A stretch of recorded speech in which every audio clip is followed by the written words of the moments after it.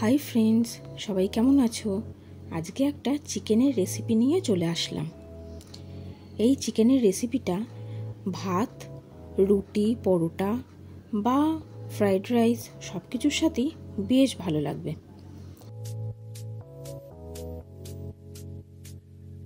চিকেনগুলোকে ধুয়ে পরিষ্কার করে নিতে হবে।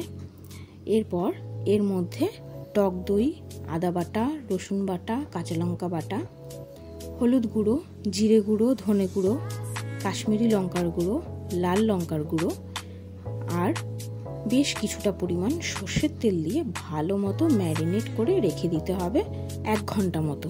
যদি না হয় কম হলেও 15 মিনিট ম্যারিনেট করে রাখতে হবে।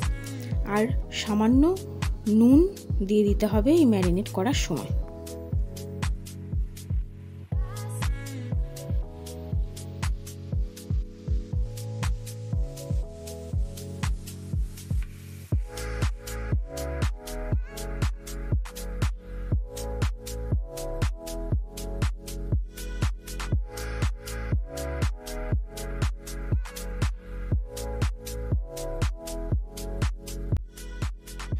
দেখো, চিকেনটা এখানে আমার ম্যারিনেট করা হয়ে গেছে। এটাকে আমি ঢাকা দিয়ে সাইডে রেখে দিচ্ছি।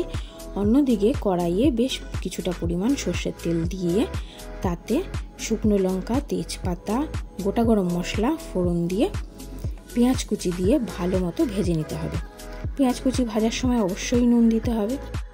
পেঁয়াজগুলো হালকা লালচে হলে এবার এর মধ্যে রসুন বাটা দিয়ে ভালো মতো আবারও ভেজে নিতে হবে।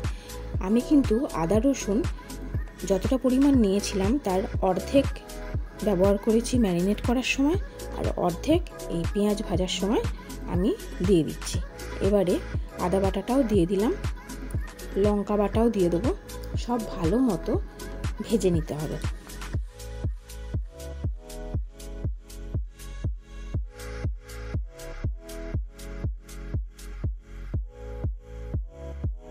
পেঁয়াজ সহ বাকি সব কিছু ভালো মতো ভাজা হয়ে গেছে।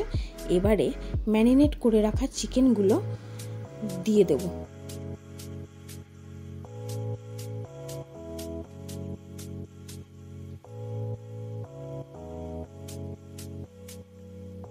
চিকেনটাকে শুধু কষানোর পালা। প্রথমে মিডিয়াম হিটে চিকেনটাকে ভালো মতো ভাজা পেঁয়াজ, আদা রসুনের সাথে মিশিয়ে নিতে হবে।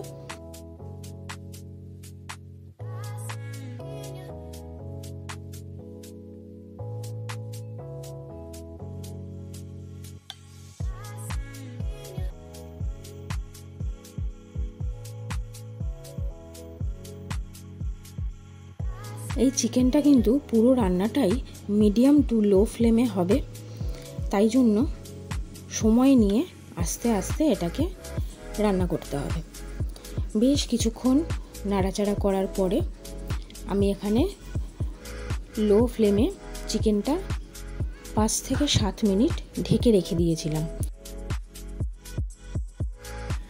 দেখুন চিকেন থেকে কতটা পরিমাণ জল বেরিয়েছে, আর এই চিকেন থেকে বেরোনো জলেই কিন্তু পুরো চিকেনটা রান্না করতে হবে। মিডিয়াম টু লো ফ্লেমে পুরো চিকেনটাকে সময় নিয়ে এবার আস্তে আস্তে কষাতে হবে।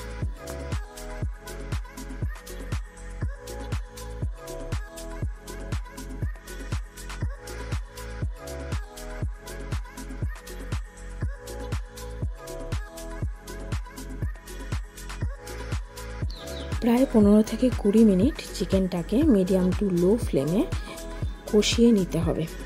দেখুন চিকেনের পুরো কালারটাই চেঞ্জ হয়ে গেছে, আর চিকেনটা পুরো ভালো মতো সেদ্ধ হয়ে গেছে। এবারে এর মধ্যে কিছুটা পরিমাণ গোলমরিচ গুঁড়ো দিয়েছি, আপনারা চাইলে এটা স্কিপও করে যেতে পারেন। দেখুন আস্তে আস্তে চিকেন থেকে তেল বেরোতে শুরু করেছে। কষানো পুরোপুরি কমপ্লিট, আর চিকেনটা কিন্তু ভালো মতো সেদ্ধ হয়ে গেছে। আমি এখানে সামান্য জল অ্যাড করেছি, আপনারা চাইলে জলটা স্কিপ করে যেতে পারেন আপনাদের গ্রেভির পরিমাণ অনুযায়ী। এরপরে আমি মেটেগুলো অ্যাড করে দিলাম। মেটে কিন্তু পেঁয়াজ ভাজার সময় সেই তেলেই হালকা করে ভেজে তুলে নেবেন, তাহলে মেটে কোনো সময় চিকেনের মধ্যে থাকলে গলে যাবে না। এটা একটা টিপস বলতে পারেন। তেল ছাড়তে শুরু করলে ওপর থেকে গরম মশলা দিয়ে মিশিয়ে বেশ কিছুটা পরিমাণ বাটার দিয়ে এটাকে নাবিয়ে নিন। গ্রেভির পরিমাণটা অবশ্যই আপনারা আপনাদের পছন্দ মতো রাখবেন। এই চিকেনটা দিয়ে কিন্তু সব কিছুই খেতে দারুণ লাগে। আমি একদম লো ফ্লেমে বেশ কিছুক্ষণ ঢেকে রাখবো। দেখুন কীরকম তেলটা ওপর দিকে উঠেছে আর কি সুন্দর দেখতে লাগছে।